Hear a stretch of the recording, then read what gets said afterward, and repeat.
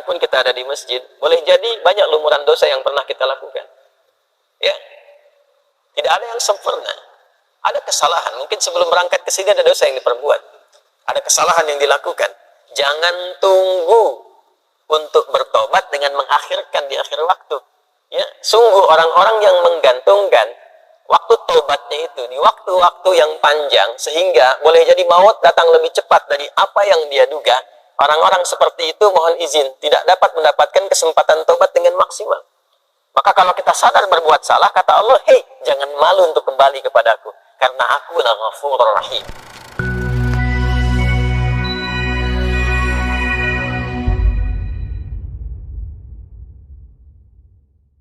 Allah mengingatkan kita untuk terus meningkatkan bekal kebaikan sebelum kita berpulang pada Allah Subhanahu wa Ta'ala. Pastikan semua kegiatan kita punya nilai di hadapan Allah. Jangan hanya punya nilai dunia saja. Kalau cuma dunia saja, apa faidahnya iman yang telah kita yakini itu? Apa bedanya antara orang beriman dengan yang belum beriman? Maka pastikan bukan hanya sholatnya, tapi semua aktivitas hidup kita. Makan kita punya nilai di hadapan Allah. Berpakaian punya nilai di hadapan Allah. Berkendaraan punya nilai di hadapan Allah. Semua kegiatan yang memiliki nilai di hadapan Allah itu disebut dengan hasanah namanya. Disebut dengan hasanah. Karena itulah kemudian ketika kita mengerjakan satu perbuatan, seperti saya mau minum misalnya, maka saya niatkan minuman ini untuk mendapatkan ridha Allah. Ya, maka saya katakan Bismillahirrahmanirrahim, kemudian saya minum. Maka kalimat Bismillahirrahmanirrahim itu yang menjadikan aktivitas minum itu punya nilai di hadapan Allah. Minumannya sama dengan yang diminum siapapun. Ya, menghilangkan haus fungsinya. Jadi hausnya hilang, tapi apakah dengan hilangnya haus itu Allah memberikan nilai tidak? Ada amal solehnya enggak? Bismillahirrahmanirrahim punya nilai itu. Itu yang dimaksud hadis Nabi, kullu amrin dzibalin la yubda'u fihi bismillahirrahmanirrahim fahuwa abtar. Ya, setiap perbuatan baik, ingat yang baik ya, bukan perbuatan buruk, bukan korupsi pakai bismillah misalnya, tidak, nggak boleh itu. Ya, mencuri pakai bismillah, tidak. Semua perbuatan baik, dibalin itu yang dibenarkan oleh akal dan hati kita itu benar. Jadi sesungguhnya kalau orang berbuat salah, hatinya pasti menolak. Ya, hatinya menolak, itu bal, ma fi balika, apa sih yang ada dalam hatimu itu? Ya, kan saya sering katakan begini kalau ingin menguji ya. Anda keluar dari masjid untuk ngetes, bukan dilakukan terus, bukan ya. Untuk ngetes, coba iseng-iseng pakai misalnya, dipakai iseng, bukan dipakai pulang ya. Dipakai iseng misalnya sendal orang lain. Masukin dulu, tes. Itu hati kecil pasti mengatakan, ya itu bal, hati kecil mengatakan, hei itu bukan punya kamu. Pasti itu, secara otomatis. Ya, secara otomatis. Lepas lagi tuh, jangan dipotong videonya ya. Saya mesti potong-potong video tuh ya, itu ngecek itu seperti itu, hatinya pasti akan protes. Nah jadi Nabi pernah mengatakan istafti qalbak ya, coba tanya hatimu yang paling dalam. Kedalaman hati itu disebut dengan bal namanya. Mafi balik, kenapa lu? Apa sih isi hatimu itu yang membimbing pikiranmu ya? Nah dari situ kullu amrin dzibalin, setiap perbuatan baik yang dibenarkan oleh hati kita, membimbing pikiran kita, tapi tidak diiringi dengan Bismillahirrahmanirrahim. Ya, fahuwa abtar. Maka terputus nilai keberkahannya. Artinya nggak ada nilai di hadapan Allah, cuma dunia saja.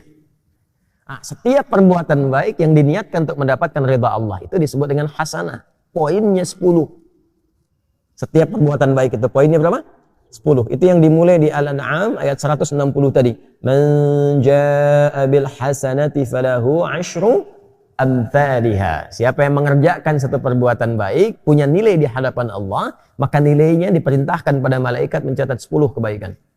10 itu tadi standarnya ya, bukan 1, 2, 3, 4, tidak. 1 ke 2 ya potensinya 500 tahun. 2 ke 3 500 tahun. 3 ke 4 500 tahun. Makanya mengumpulkan pahala itu caranya mudah. Mudah. Ya, cuma nanti kemudahan itu bergantung pada iman. Makanya bab iman, bab akidah itu yang paling pokok. Itu hanya iman yang mampu menggerakkan kita untuk mendekat kepada Allah. Kalau imannya tidak maksimal, sinyalnya nggak kuat, ya boleh jadi tidak akan semua amal itu menjadi amal soleh. Itulah yang menjadikan kerugian itu.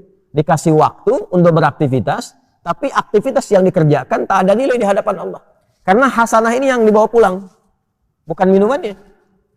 Ya ini keluar lagi menjadi kotoran, ke alam kubur nggak ikut. Hasanah itu yang akan dikonfirmasi sampai dengan di akhirat nanti. Jadi di dunia dikerjakan, di akhirat ditampakkan. Itu yang dimaksud di Al-Baqarah ayat 201 itu. Wa minhum man yaqulu rabbana atina fid dunya hasanah wa fil akhirati hasanah wa qina adzaban nar. Kan? Maka di dunia kita mengerjakan itu, di akhirat dikonfirmasi. Konfirmasi itulah yang kita sebut dengan pahala itu. Jadi setiap nilai 1 ke 2, 2 ke 3, 3 ke 4 disebutnya ajrun namanya. Ya, nilainya disebut dengan hasanah. Hitungan 1, 2 ke 3 ke 4 terus disebut ajrun. Di surah At-Tin itu yang paling viral, lahum ajrun ghairu mamnun, ya.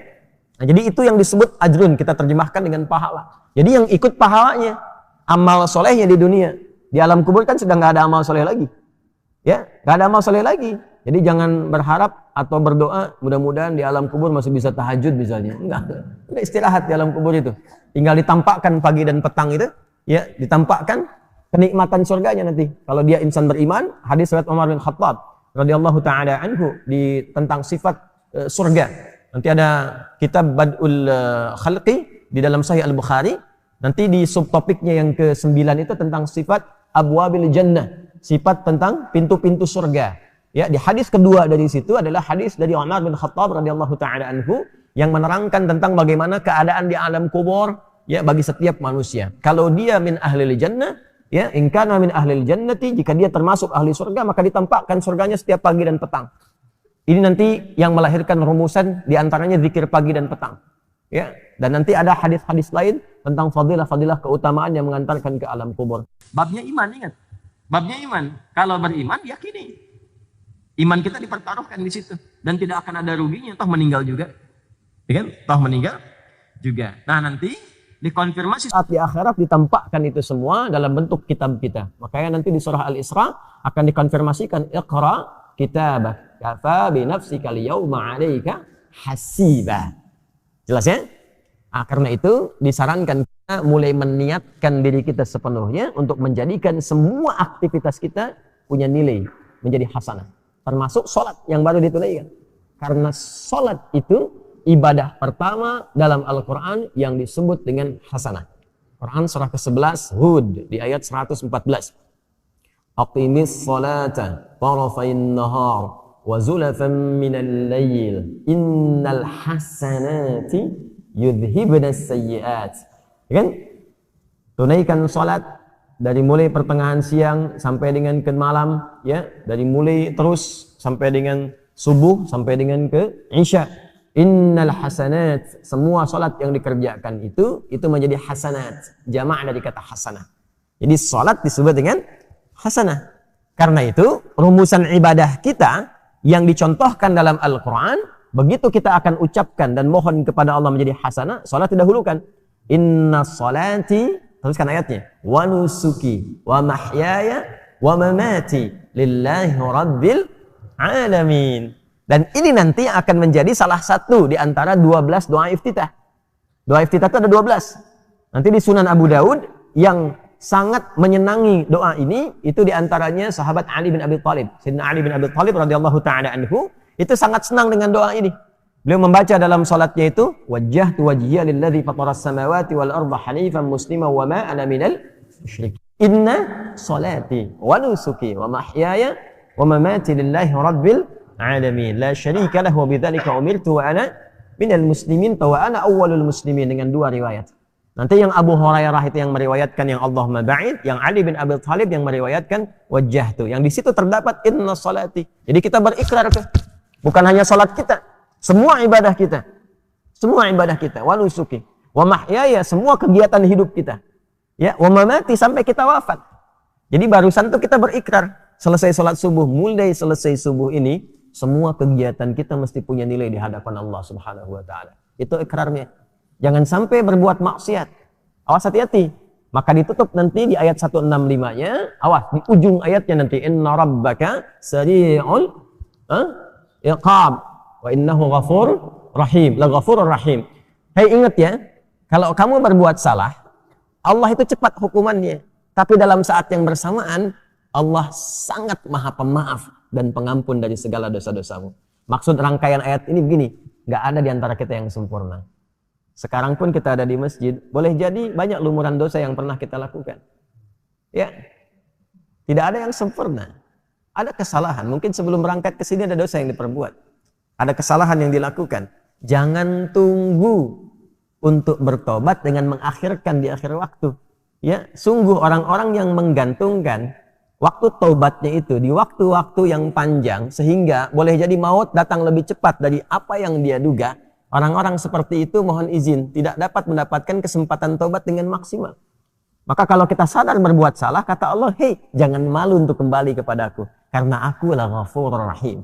Sepanjang kau mau kembali, aku akan cepat mengampuni dosa yang pernah engkau kerjakan dan menghapuskannya sampai ketika engkau kembali.